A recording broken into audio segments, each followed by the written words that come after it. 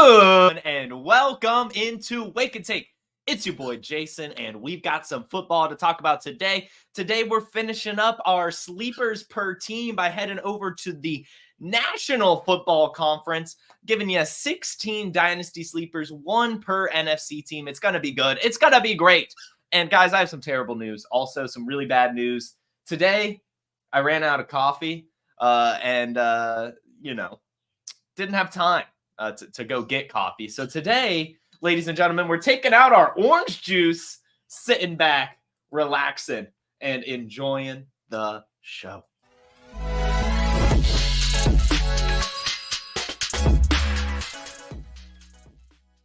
I've got to say, I might have to do some OJ more often. It's kind of refreshing. Kind of refreshing getting my vitamins in the morning. It's nice. It's nice. You know what also is nice? Jeremy Allsbrook, you're a pretty nice guy. And everyone here in the chat, y'all are awesome. But there's nothing like coming in to the room and just seeing, let's get energized. Yesterday's show was great. Awesome. I'm glad that you guys enjoyed yesterday's show so much, and I'm glad to be able to follow it back up. Enjoy your sativa blend, Jeremy. Anthony, good morning to you. Dakota, good morning to you. RV, good morning to you. Bindles, Jeremy again. Dakota, happy that you all are here. Thanks for tuning in. And to answer your question, RV, before we get going, where's my favorite draft position? This is a great segue. It is number 12. I like drafting last. I am a sucker, A, for taking the value that people passed up on, but B, I am also a chronic reacher. And that is the best draft position to reach because you have to wait so long between picks. You kind of look all around and it's like you kind of get stuck with your guys more often than not when you're picking at that 12 hole. And so I like it. I have a really fun time. I've done that now 3 years in a row with the Scott Fishbowl doing the 12 hole. And generally when I'm doing my best ball drafts, I get really upset when I'm picking at the front of the draft. I don't like the top tier talent. Yeah, well, obviously it's awesome to have it. Like, I'm not saying that, but really, like, you have to. Yeah, this is redraft. I assume. You have to be right when it comes to that top tier talent. That I hate making the wrong choice. I hate being at the top and having to choose between all the top tier talent. I would much rather let the top tier talent just fall to me and not have to make that decision. Because when you're picking at the 3 hole, for example, and it's like, oh, do I take Bijan Robinson, Justin Jefferson, Jamar Chase, CeeDee Lamb, Tyreek Hill, Breece Hall? Like, it is just it's too big of a decision. I don't want to make that decision. I'll let the other people make it for me. I like picking at the back of the first round. Honestly, kind of the same in redraft or in startups as well, unless it's super flex. If it's super flex, you got to pick early. You got to get your quarterback. But otherwise, yes, I love the back-to-back picks. Love picking late. Let the value fall to me. And speaking of value, sleepers. We've got some sleepers for you today. Again, one per NFC team. And like yesterday, we started with the AFC North. Today, we'll start with the NFC North and go over to the Green Bay Packers. And you guys, if you've tuned into Wake and Take or any of my shows, you already know who I'm going to talk about here. And that is one of my favorite players in the world, Christian Watson. Christian Watson right now, it's hard to call him a sleeper, but he is valued at wide receiver 41, which I just think is undervalued. And when you're looking at the rest of the offense, this is the guy I want. I want Christian Watson every single place I can get him because generally players like him don't become acquirable at any point in their career, really. But unfortunately for him, and luckily for us as fantasy managers, he has had an injury bug, quite an injury bug when it comes to his hamstring. And that has just made people not want to trust him. But still, he has back-to-back seasons of averaging over 11 points per game. And when he gets hot, he gets hot. I mean, last year, he had 2 games in a row with over 20 points and then got injured again. His rookie season, he had like 9 touchdowns in a 4-game stretch before getting injured again.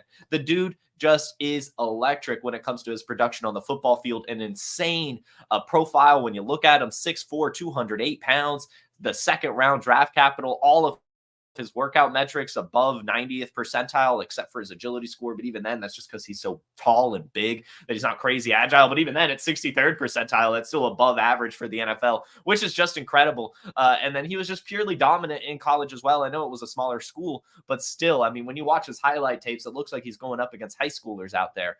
So anyway, Christian Watson, we've seen him have a massive ceiling before, and really his only concern, everyone can tell you this, the only concern we have with Christian Watson is his health.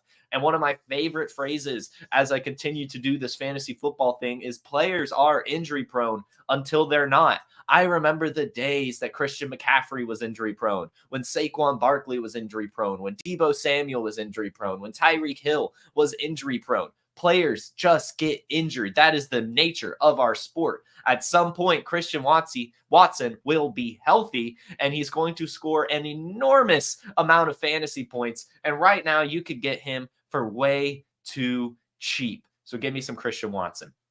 And another player with an explosive ceiling in the NFC North. And you guys, again, I had to start the show with the two that you guys already know about, Jameson Williams. My guy, JMO, although I cannot have JMO as my guy on Player Profiler because Tara Roberts already had him, he's my guy. I love Jameson Williams more than the next guy. And I can't believe that he is right now sitting at wide receiver 56 in our rankings, and probably even more acquirable in some other rankings and leagues and stuff like that. Now, the deal here is a lot of people don't necessarily have Jameson Williams or that roster Jameson Williams, value him lowly. I think that almost every manager that I've tried to trade for Jameson or trade Jameson Williams, like try to get Jameson Williams from, it's been pretty hard. Now I'm willing to pay the price. I love JMO. I'll pay what it takes. But you know, I've seen some like myself. I got clowned on the trade gods. I'm on the trade gods. I was like, you know what? If I had Jameson Williams, I would want at least 3 first-round picks for him. I don't want to get rid of him. This is a player that will succeed, attached to an incredible offense. Right now, last year, we saw in the NFC Championship, he scored 2 touchdowns off of only 3 touches, and is continued to impress now in the offseason, with Dan Campbell coming out just yesterday saying he is the most improved player on the team, a man on a mission, which is what we've talked about. He had his rookie season kind of shortened because of an injury, and then last year, unfortunately, he had the whole suspension, which wasn't even a big deal. Let's talk about this for a second. He was betting on a basketball game. Like I can't believe that that's against the rules, that the NFL is in bed with all of these gambling companies, and yet NFL players can't gamble on other games. It's bullshit. It's stupid. And the fact he got suspended for that was really ridiculous, and I could understand why that's put a chip on his shoulder. And he's only come out and, you know, and impressed. I mean, last season, of course, it was hard to crack the field. There were a lot of wide receivers who were producing, but while he was suspended, in Josh Reynolds, in Khalif Raymond. But now Josh Reynolds is gone. Donovan Peoples-Jones, who they brought in kind of towards the end of the season, didn't really do anything, although he might be a deep sleeper as well, with, you know, the potential there. I mean, these are the outside receivers are probably going to be Jameson Williams and Donovan Peoples-Jones right now, with Amon-Ra St. Brown. I mean, he's over the middle. Sam Laporta, he's over the middle. So, I mean, really both the flankers in the Lions offense are going to be good, but Jameson Williams is the one with the first-round draft capital. Jameson Williams is the one that's still only 23 years old. Jameson Williams is the one that we're hearing hype about. Jameson Williams is the one that produced in the NFC Championship. Jameson Williams is the guy with the 4.3 speed. Jameson Williams is the guy that played on a team with Garrett Wilson, Chris Olave, Jackson Smith, and Jigba, then went to Alabama and was a star at Alabama as well. Jameson Williams has just been a stud throughout his career, and has just kind of had a little bit of a rough start into his NFL career. But this is his first full season, first full off season even, and he's going to go out there. He's going to attack it. He's going to be awesome. I'm very excited for Jameson Williams' growth in year 3, and I want to buy him before he does explode, because it's already hard enough to get players on the Detroit Lions. Might as well get the explosive and fun one in JMO.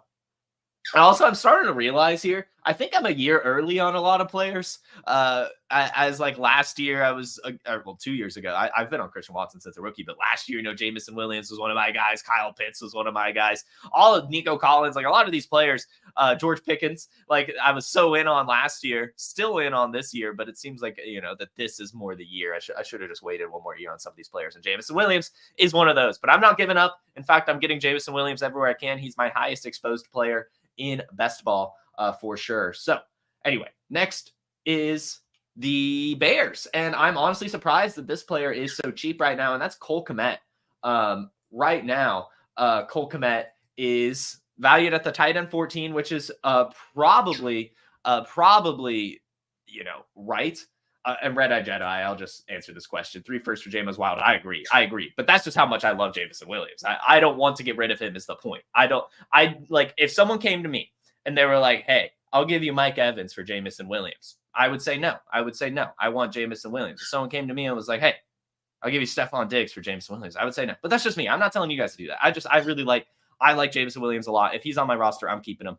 It is what it is. Fantasy football, at the end of the day, is supposed to be fun. We're supposed to roster our guys. Like, it's not all about, like, come on. If I want to win with Jameson Williams, that's just my philosophy. That's just one of those things. Anyway, Cole Kmet. Cole Kmet is who we're talking about here. And Cole Kmet right now, again, at tight end 14, which is, again, probably accurately valued. But when it comes to a player, especially at the tight end position like that, I think that it is, reasonable to buy in on that price. Right now, Cole Kmet is only 25 years old, which I think is surprising given he's been in the league for 4 years now. But now is also going into a year where he's going to finally have some good quarterback play. Cole Kmet has kind of struggled throughout his career, but only to a small degree. I mean, like, we've seen some decent production from him over the last 3 seasons. He's had over 500 yards, and in 2022, he scored 7 touchdowns. Last year, he scored 6, averaged over 10 points per game, which was pretty solid. He's got the second-round draft capital. He's got the size at 6'4", 260 pounds. He's got the college. I mean, he went to Notre Dame. And if you look at his, his PlayerProfiler.com profile, it's really not too bad, really across the board. Every single stat almost is good. He's top 10 in EPA, QB rating per target, best ball points, fantasy points per route run, fantasy points per target, total fantasy points, contested catch rate, dominator rating, target premium, target separation, catch rate, yards per team pass attempt, yards per target, yards per route run, target accuracy, fantasy points per game, second in total touchdowns, receiving yards, receptions, really across the board. I can go on and on and on about how Cole Kmet has been top 10. And so seeing him at tight end 14 with the quarterback upgrade with Caleb Williams, I think that I want to buy in on this guy because the Bears did pay him. I mean, he's the 9th highest paid tight end in the league right now, which is way up there. I mean, he's making over $12 million a year. And this is a guy who hasn't actually even done that much yet. So Cole Kmet, I'm buying in on in the Bears, especially since, DJ Moore's ridiculously expensive. Rome Odunze is ridiculously expensive. Keenan Allen's ridiculously expensive. Give me Cole Kmet. Give me Cole Kmet because I think that he's going to be there for a long time. And he's only 25. Second round draft capital. Got the quarterback upgrade. Mr. Kmet over here. Chicago Murr. On the Vikings, we have, this was a tough one, but I'm going with Aaron Jones. Aaron Jones, I haven't done many veterans in yesterday's episode. Today, we've got a few veterans, and maybe that's just the nature of the NFC. But Aaron Jones right now sitting at RB30, just signed a 1-year, $7 million contract with the Minnesota Vikings in his 29-year-old season. What this signifies to me is that this is Aaron Jones' last season, and he wants to go out with a bang. And he also kind of wants to stick it to the Green Bay Packers, who, kind of snubbed him to sign Josh Jacobs and sent him wild. But Aaron Jones in his career has done nothing but produce. Last year, 12 points per game, 14 points per game for that, 15, 18, 19, 14. Really just a consistent producer that does it both in the running game and the passing game. And that's going to be a running back that the Minnesota Vikings could use and rely on. Ty Chandler last year, his backup running back right now, presumably, just didn't do a lot when he was the starter. I mean, he was fine, right? I mean, he had one game over 20 points, one 15-point game, a couple 10-point games, but the rest were pretty abysmal, and he didn't do enough really to make the Vikings want to make him a featured part of this offense. And so I do think that Aaron Jones is the starter here and probably going to get similar usage to what we saw from him in Green Bay as a bell cow running back in both the running game and the passing game. And when you have a rookie quarterback and, even a bad quarterback in Sam Darnold, usually the run game is relied upon a decent bit. And Aaron Jones, again, 1 year, $7 million. They could just run him into the ground. He's 29. He probably doesn't have much prospects to get another contract after this anyway. So we're going swan song season for Aaron Jones, buying him as if I'm contending, probably taking some shots on him in redraft as well, as he could probably help out your RB room, and you could get his backup, Ty Chandler, his little handcuff action pretty cheap if you really, really need to. So Aaron Jones, to me, right now is a little bit of a sleeper on the Vikings, mostly because none of the others are cheap, right? I mean, Jordan Addison, Justin Jefferson, TJ Hawkinson, they are all so expensive right now. So we'll go ahead and go with some Aaron Jones. Rubio's an Aaron Jones truther. Has anyone ever said that? When was I guess I should say when was the last time that was said? That's crazy. Congratulations, though. I think that, being an Aaron Jones truther should pay off for you this season. And really his whole career, he's probably paid off for you. Aaron Jones has always been acquirable despite being productive. It's one of those things. I call it the boring name syndrome, where you just if your name is Aaron Jones, if your name is Josh Jacobs, right? Just it's not that exciting, and so people just kind of find you boring. But he's been good. He's been good. I like Aaron Jones. I'm excited to see what could happen with him in Minnesota, buying him at his price tag. So let's go from north to south and check into my Atlanta Falcons. There's a lot of ways that we could go here, and I think it really does depend. But I'm going to stick to the true meaning of the word in sleeper and go with Darnell Mooney. Now, I know I've been preaching to go acquire Michael Penix, and so I'll use this opportunity to say that again. Go buy Michael Penix. I think he's undervalued right now. I think that, just sticking him on your taxi squad is an excellent move for any Superflex Dynasty manager right now.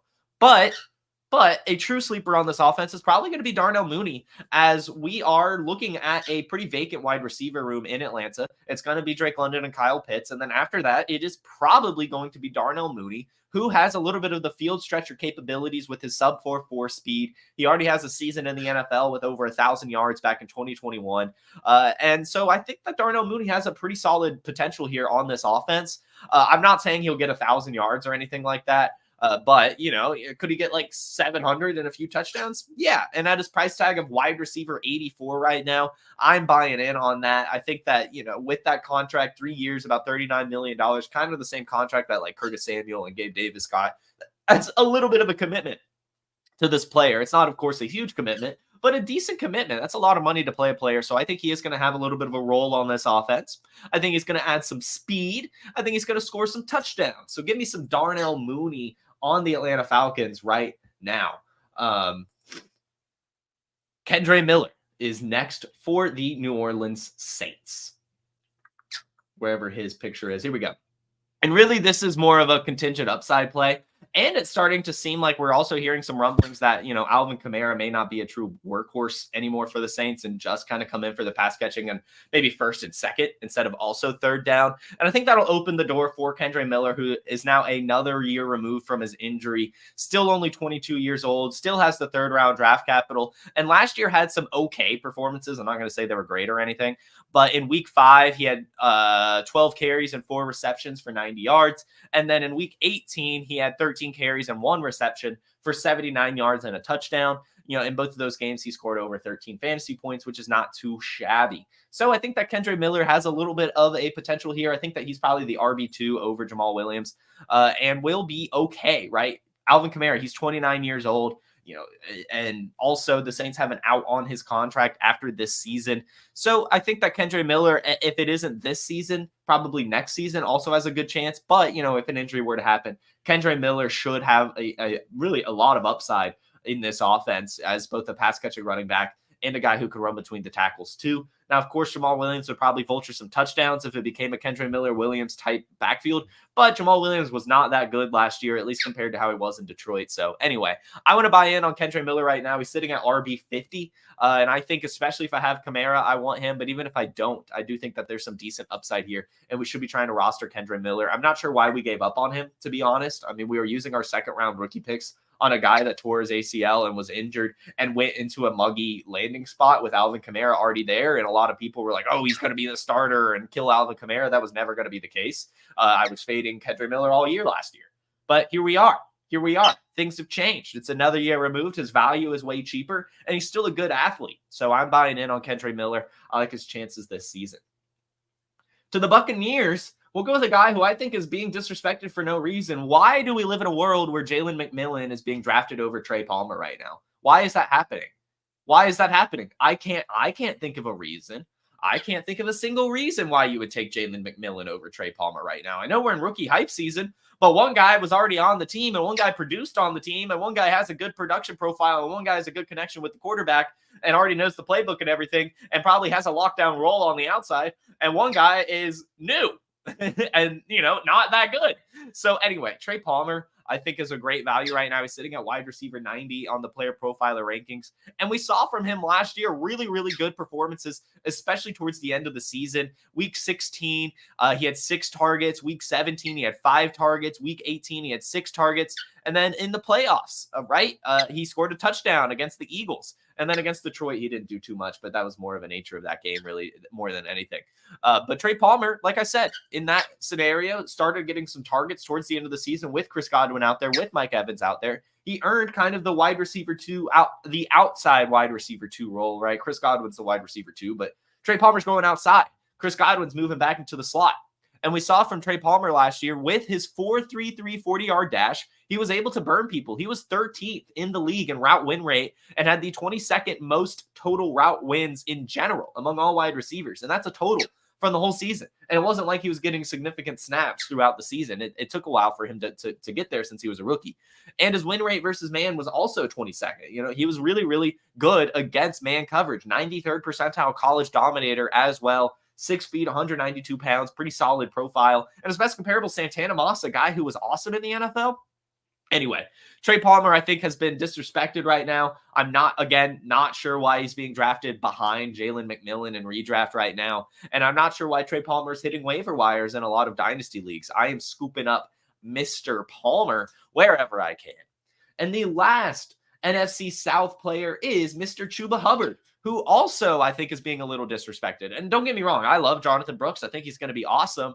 But I also totally understand that A, Jonathan Brooks is a rookie, and B, he's coming off of an injury. As much as I expect Jonathan Brooks to succeed for the Carolina Panthers, I do not expect him to succeed by like week 5. I think that Chuba Hubbard's going to have this backfield pretty early in the season, pretty handily even.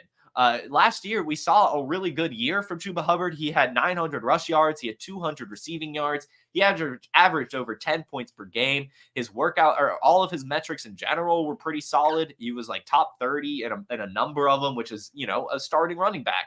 And so anyway, a 2,000-yard rusher in college. From weeks 12 to 18, didn't have a single game under 11 points. I mean, he was just on fire last year once he took over the starting role. And I just think that, this is his contract season with the Panthers. I think that since Jonathan Brooks was the running back they drafted, that it's going to take some time, that they'll have to ease Brooks into the offense, into the NFL in general. And Chuba Hubbard will see significant snaps early in the season.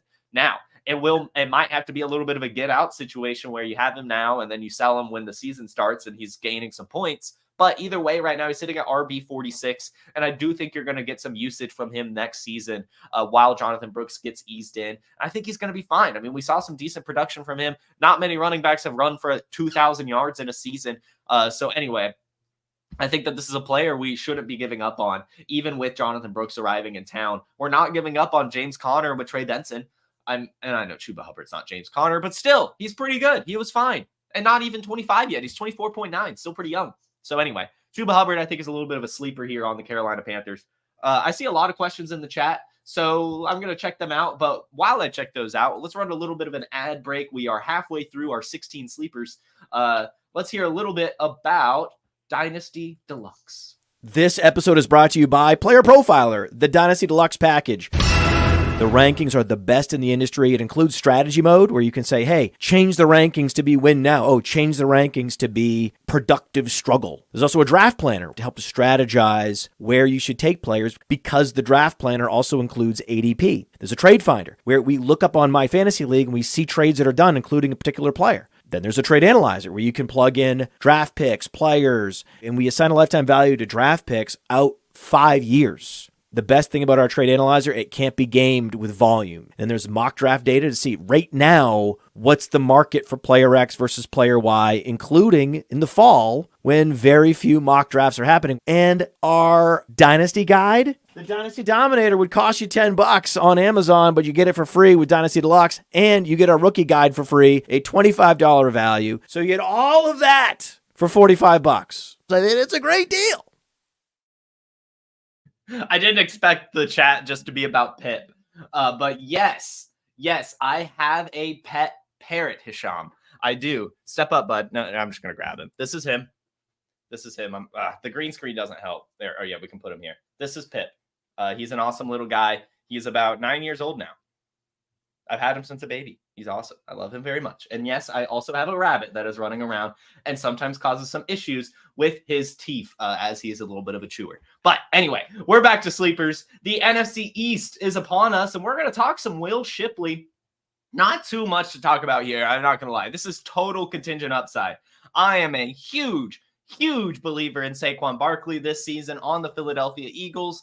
But if anything were to happen to him, it will be Will Shipley who can come in and probably be pretty damn good for us. He has a 4.42 40-yard dash per his high school metrics, so he was probably even faster. He didn't test. But even at Clemson, he had 1,000 yards rushing his sophomore season, 800 last year, and in both seasons has had over 30 receptions and 200 receiving yards, scoring some touchdowns as well. This is a receiving back with a solid athletic profile with okay draft capital in the 4th round. If anything were to happen to Saquon Barkley, I do think that Will Shipley would be awesome. So I think this is a handcuff plus situation. Like, he might get some pass catching work, probably not. Again, I'm a huge believer in Saquon Barkley. I think that dude's going to be on the field like 85% of the time. But you know, if anything happens, I think Will Shipley's going to come in. So I want to roster him right now. He's sitting at running back 48. And also, I'm just going to go ahead and use this opportunity.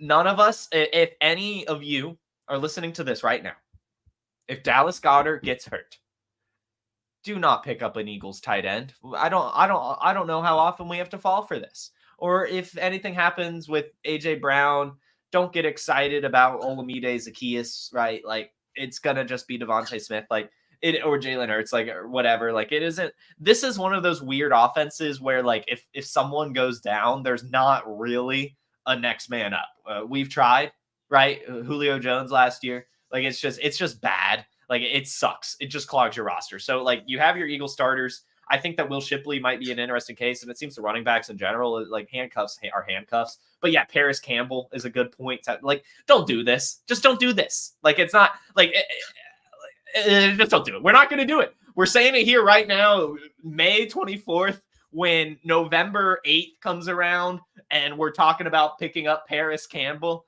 Just don't do it. Just don't do it. Go pick up someone else. It's not going to mean anything. It's just going to clog your roster. So anyway, let's go ahead and move on to another team in the NFC East.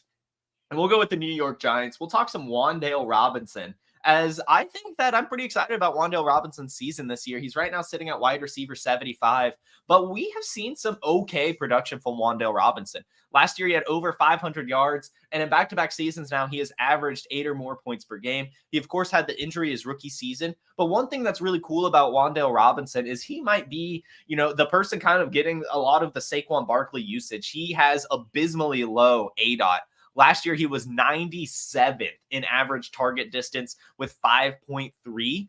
And for the most part, you know, 109th in unrealized air yards with only 172. A lot of his damage comes after the catch, 34th in yards after the catch with 287. That's right. More than half of his receiving yards came after the catch. So that's just the type of receiver he is. And with Saquon gone, I could see them, you know, utilizing him a lot, whether it be out of the backfield, like doing some stuff like that, or just, you know, screens, random jet sweeps and fun stuff like that, short routes.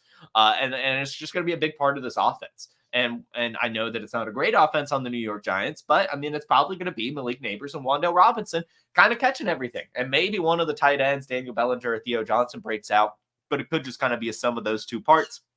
Wan'Dale Robinson, of course, still has the 2nd round draft capital, is still only 23 years old, and has that 4.4 speed, which is awesome, has the slot frame at 5'8", 175. And again, you know, does all of his damage kind of behind the line of scrimmage or near it, but is really, really good after the catch. And even a pretty good route runner, as he was 4th in target separation last year, which, you know, we could find out if that's cushion or what, since it was so close to the line of scrimmage. But either way, I think the Giants will rely on him in the absence of Saquon Barkley. They have now their explosive deep threat and really all over threat with Malik Neighbors. Now they have the kind of gadgety guy with Wan'Dale Robinson that they used their 2nd round pick on just a couple seasons ago. And on to the Commanders, another player from just a couple seasons ago's draft is Jahan Dotson. And really, I got to go ahead and say it. I think everyone on the Commanders is a sleeper. I'm not going to lie. I think every single one of them. I am using my chance on this broadcast to say that. I think you should be buying Jaden Daniels. I think you should be buying Brian Robinson. I think you should be buying Austin Eckler. I think you should be buying Terry McLaurin. I think you should be buying Luke McCaffrey. I think you should be buying Zach Ertz and Ben Sinnott. All of them. I think are really cheap right now. But Jahan Dotson is even cheaper right now, sitting at wide receiver 65. They used their first round pick on him just a couple seasons ago, and he showed us why. In his rookie season, he had 7 touchdowns, averaged over 10 points per game, but last year couldn't really get much going, only had 500 receiving yards and 4 touchdowns, a worse season. And most of that came from Sam Howell just not really being a quarterback who could spread it around enough. I mean, we saw with Jacoby Brissett when he came in his limited action, how much better Terry McLaurin looked with him. So I think that Jahan Dotson with a new offense, we've got Cliff Kingsbury coming in who air raids it all the time. And then Jaden Daniels, who has a rocket for an arm. I think this is just going to be an electric offense. I really do. If it clicks, right? And I think it will. So Jahan Dotson, I'm buying into. Terry McLaurin will be gone one day. I think Jahan Dotson should be fine. 18th in route wins last year, which is awesome. And he has a reported connection with Jaden Daniels as well. Jahan Dotson came out in an interview a couple weeks ago. We talked about it here. He actually worked with Jaden Daniels while he was the quarterback at Arizona State. They had some time together working in the offseason going into Jahan Dotson's rookie season. So they already have a little bit of a connection. And I think I saw a clip the other day with Jaden Daniels throwing it to Jahan Dotson. So right now he's super cheap. We've seen production from him before. We have the first round draft capital. Give me Jahan Dotson. And the last NFC East team is, of course, the Dallas Cowboys. And I'll ask you guys, put it in the chat. Who do you think is my Dallas Cowboys sleeper? I wonder who it could be. I wonder what sleeper I want from the Dallas Cowboys. Can anyone guess? Can anyone guess what my Cowboys sleeper is? I'm sure you can. It is Ryan Flournoy. Thank you, Anthony. Thank you, Anthony. Yeah. I've talked about this guy a lot now on this channel, but just a big fan of what will happen with Ryan Flournoy and what has happened with Ryan Flournoy. First off, this is a guy who has a really good workout metrics that honestly surprised me. He has the 4.44 40-yard dash. All of his workout metrics, his speed score, his burst score, his catch radius are above the 80th percentile. He's got good size. He's 6'1", 202 pounds. He got a really good landing spot with the Dallas Cowboys. The wide receiver 3 role is entirely open, and arguably the wide receiver 2 role is open, depending on how you feel about Brandon Cooks. Ryan Flournoy is a guy that has had quite a path to get to where he is today. He was a late bloomer, I found out. I was looking into his high school stuff. A 0-star recruit out of high school because he was only 5'10" as a senior. Somehow grew more in college, grew to the 6'1", 202 pounds that we now like. But he was a 0-star recruit, undersized, went D2, was still kind of undersized. Things didn't really work out. So he had to go the JUCO route. And then unfortunately in JUCO, he tore his ACL and then recovered from the ACL, led his JUCO team in receiving the next season, then was able to transfer D1, where he led Southeast Missouri State in receiving in back-to-back seasons as well. He then used that to earn a Senior Bowl invite, where he stood out, in my opinion, among all the wide receivers. I made him an honorable mention behind Lab McConkey, Roman Wilson, Brendan Rice. Ryan Flournoy was just a stud there, consistently earning targets, a really crisp route runner, solid hands, good speed, right?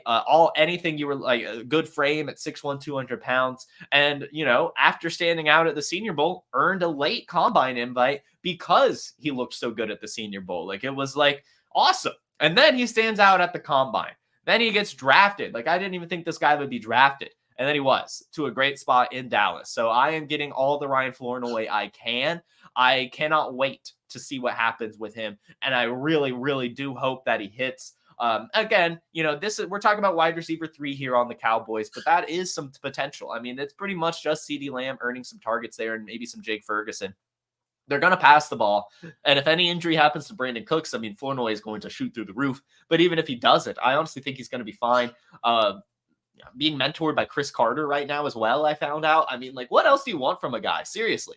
Like, this is the sleeper of all sleepers right here, guys. Ryan Flournoy, get him. Which leads us now to the NFC West.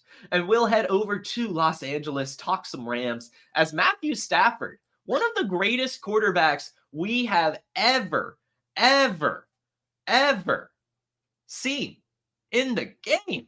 And right now, quarterback 27 on Player Profiler rankings, about the same on Keep Trade Cut as well. And this is a guy who just a couple seasons ago was a top 5 quarterback.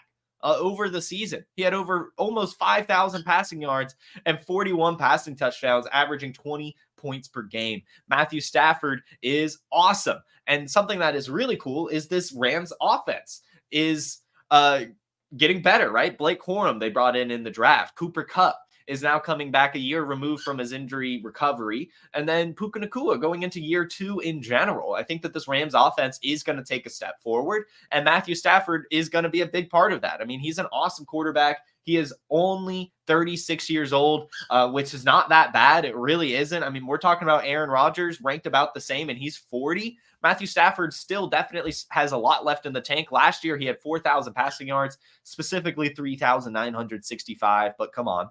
And had 24 passing touchdowns. Could have been a little bit more if Cooper Kupp was healthy all year, I'm sure. And he's just still top of the league in just so many metrics that it's just hard to give up on this guy.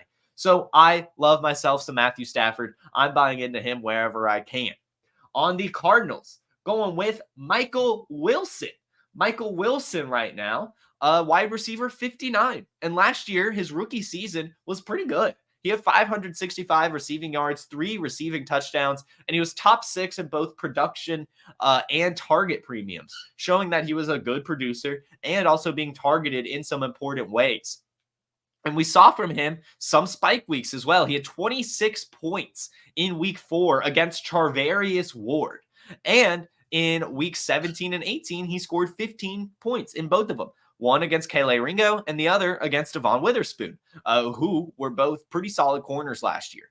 And he has had some volume as well. He had 1, 2, 3, 4, 5 games with over 6 targets as a rookie in this offense. I think Michael Wilson right now is a value, and I want to buy into him on this Cardinals offense. We still have Marvin Harrison Jr. there, of course, but Hollywood is gone. So it's really just going to be Marvin Harrison Jr., Trey McBride, Michael Wilson. I know they brought in Zay Jones, but he has a health issue, and it's Zay Jones we're talking about here. This is a guy who never really did too much. I know he had some spike weeks with Jacksonville last year, but the Cardinals used their 3rd-round draft pick on Michael Wilson last year. I think they have big plans in store for him. He's got the good prototypical flanker size at 6'1", 216 pounds.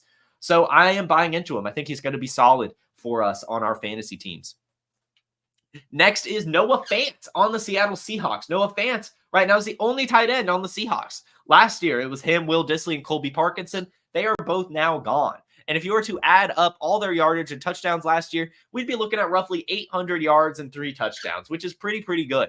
400 of those yards came from Noah Fant last year, which was surprising. I felt like he did nothing, but no, he still had 400 receiving yards. He didn't score any touchdowns, which was the big concern when it comes to him. But Noah Fant, despite being in the league for so long, is still only 26 years old. And we've kind of seen this before with very athletic tight ends, just taking some time to finally click and break out. With Evan Ingram, for example, David Njoku, for example. Noah Fant now 26 with insane athleticism. All of his workout metrics are 95th percentile or better. He's 6'4", 250 pounds, and he's going to an offense now with new coordinator Ryan Grubbs, who threw the ball more than almost any team in college football last year. They were 2nd in NCAA in pass attempts, only 3 pass attempts behind first place. I mean, way up there. Passing the ball over 550 times last year. It was insane how much the Washington Huskies were throwing the ball. I think that philosophy will be brought to Seattle as well. They've got the 3 wide receivers, JSN, Tyler Lockett, DK Metcalf, but they also have an explosive tight end in Noah Fant. I want to buy him right now, tight end 23, and I feel like you could get him for even cheaper. I feel like so many people have given up on the Fantster, but I don't think it's time yet. I think that we should keep holding on. That athleticism is there. And he still had 400 yards last year, despite a crowded tight end room, despite a crowded target room in general, that really wasn't passing the ball a lot. So I'll go with Noah Fant on the Seattle Seahawks. And our final NFC sleeper is Isaac Guerendo. And that's really just because Elijah Mitchell has never been healthy. I think that Isaac Guerendo is the backup running back here in San Francisco. I think he'll be the handcuff. He has insane size and speed at 6 foot, 220 pounds, and still somehow runs a 4.3 40-yard dash. Last year, Christian McCaffrey only had a 75% opportunity share, which is, of course, really high. But there's always been a little bit of a slasher in the San Francisco running back room that just comes in and tries to hit a home run. Isaac Guerendo is going to be that. And if an injury happens, I think that there's some massive contingent upside here. So yeah, Isaac Guerendo, I'm buying into. We saw in Elijah Mitchell's rookie season, he had over 1,000 all-purpose yards, scored 6 touchdowns, was top 15 in points per game. explosive home run hitting running backs on the San Francisco offense are awesome. And so I want Isaac Guerrero right now while he is the RB 56, because I think if he has even one breakaway touchdown run, he's going to be impossible to acquire. People are going to latch onto that because Christian McCaffrey is only getting older, and the San Francisco 49ers always have a good running back. I like Guerrero a lot. I think he's speedy, shifty, and going to earn some snaps even with Christian McCaffrey there. But if an injury happens, there's some massive contingent upside. So that is 16 sleepers from the NFC. Yesterday was 16 sleepers from the AFC, one per team. So go check out yesterday's episode if you liked today's. Now let's go ahead and hop into the chat, see if we have any questions this wonderful Friday.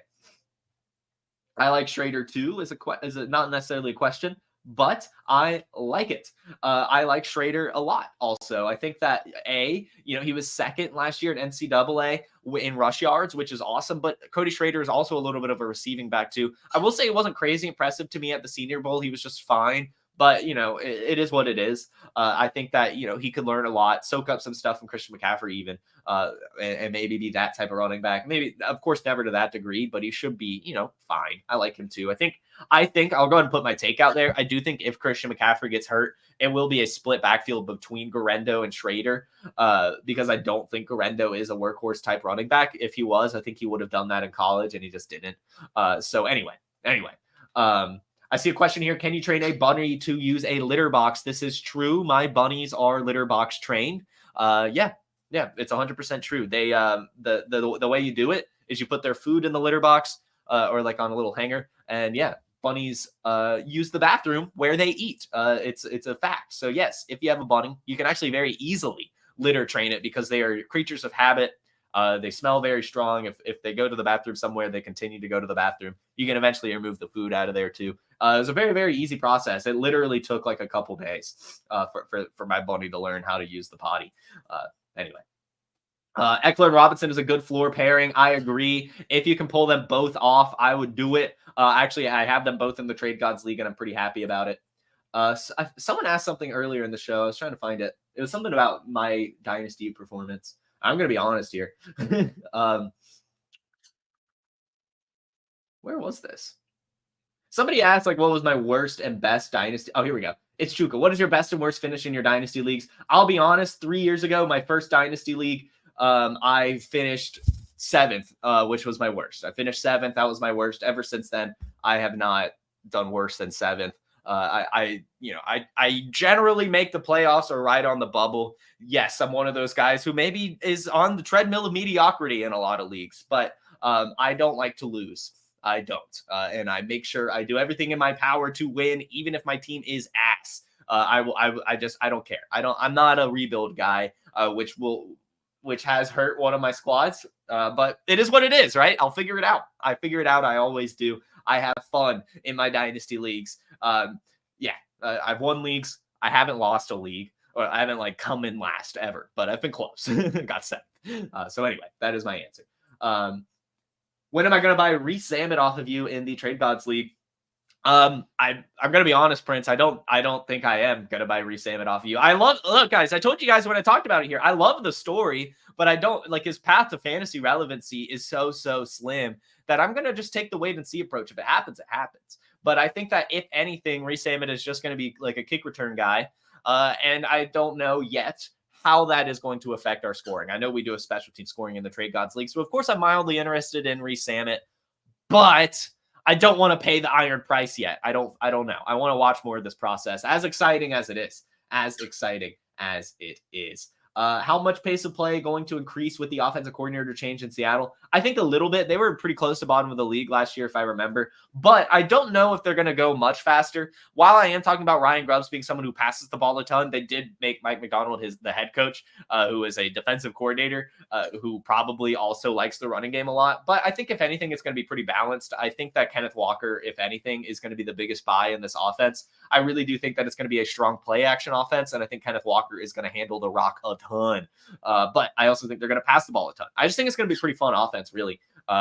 Anyway, is Corum a must own already because of Kyron Williams' foot news? No, I would wait. I would wait. This Kyren Williams news, I think we can trust Sean McVay's words. Honestly, he says it's not a big deal and he expects him to be fully healthy for training camp. And it was just a minor tweak. So we'll find out, right? But I don't want, like right now, the hype for Blake Corum is through the roof. I am not paying the current Blake Corum prices. I'm not. If anything, I might try to scoop up Kyren. What other zoo animals do I have? I have a cockatiel. I have 2 bunnies. And then I have a parakeet as well. Yeah. Does Kareem Hunt sign anywhere? I'm going to go with yes at some point. Do I see any NFL trades for running backs this offseason? Probably. I think that it's been kind of quiet in the trade department. I think we'll hear something. You traded Kyren for the 1929 and now I mean, that's an awesome trade. Awesome. Who starts more games at quarterback for the Raiders this year? Gardner Minshew. I will say, we talked about him on my undrafted free agent episode. I like Carter Bradley a lot. He's the undrafted free agent quarterback they brought in. He's Gus Bradley's son, who, of course, was a coach for the Raiders at one point. But also, he is a really big standout for the Senior Bowl, in my opinion. Carter Bradley screams quarterback 2, like just a backup quarterback. I don't think he's ever a starter or anything, but he just has what it takes to be a backup quarterback. He has the intangibles. He's a good pocket passer, and he understands the NFL. He understands defenses and all that stuff. His dad's Gus Bradley. But, he lacks a lot of the ceiling and all that stuff. But, if anything happens to either Minshew or O'Connell, I could see Bradley coming in and being fine too. I like this quarterback room. I do. I like Gardner Minshew. I think he'll be fine. Let's see. Yes, Kyren has been injured a lot. I do want Blake Corum, just not the second. We're still here's the deal. I'll end it on this. Here's the deal. We are in rookie hype season. Every rookie is overvalued right now. Every single one. Marvin Harrison Jr., Caleb Williams, Malik Neighbors, Robert Dunze. They are overvalued right now. We will see it shift. Some of them, they will retain their value. Some of them will lose their value. Some of them will gain some value, but as of right now, they're overvalued. We have not seen them play a snap of football, and we will probably see a buying opportunity for most, if not all, rookies at some point again in this season. For example, Jonathan Brooks. I just talked about Chuba Hubbard. Chuba Hubbard's probably going to come out and start the season. When that happens, you could probably go swoop in and buy Jonathan Brooks, much like we're talking about with Kendre Miller this year as a sleeper. Last year, he was so expensive because of rookie hype. But if you had just waited until the season, mid-season, or even now, you could just acquire him for nothing. It's just, we're in rookie hype season. Let's see what happens with the Rams running back room. There's still plenty of time for Kyren Williams to get healthy and play some football. And Kyren Williams, more than likely, if he's healthy for week 1, is going to see a majority of the snaps on the Rams offense. And if that happens, you will be able to buy Blake Corum for way cheaper than you can right now. It's the same thing with Marshawn Lloyd. It's the same thing with Jalen Wright. All of these backup running backs, just wait. Or draft them. Like if you already drafted him in rookie draft, and hold on to him. But don't go pay up for these guys right now. Just take your patience, guys. When points come in, that's when you can start buying these rookies, because they're not going to score as many points as people hope they will. And that's just always how it goes. So anyway. That's my spiel. That's how we're ending it today. Thank you guys so much for tuning in. This was another fun episode of Wake and Take, and you guys were a great audience as always. I hope to see you all on Monday. I assume we'll be talking some OTA stuff and whatever other news has been happening. 10 a.m. Eastern on the Player Profiler, YouTube, Facebook, Instagram, and Twitter. You all have a fantastic Friday, a wonderful weekend, and I will see you all Monday. Peace. Hey, I want to take a moment to thank you for tuning in. It's important to me that all of our media be free. This is only possible because of you allowing a true independent sports media enterprise to thrive unlike any other in the business. So please subscribe to the All In Package to continue to make all of this possible, to ensure that all of our stats, information, data, content is available to you, especially you, the people that get the site and get the show.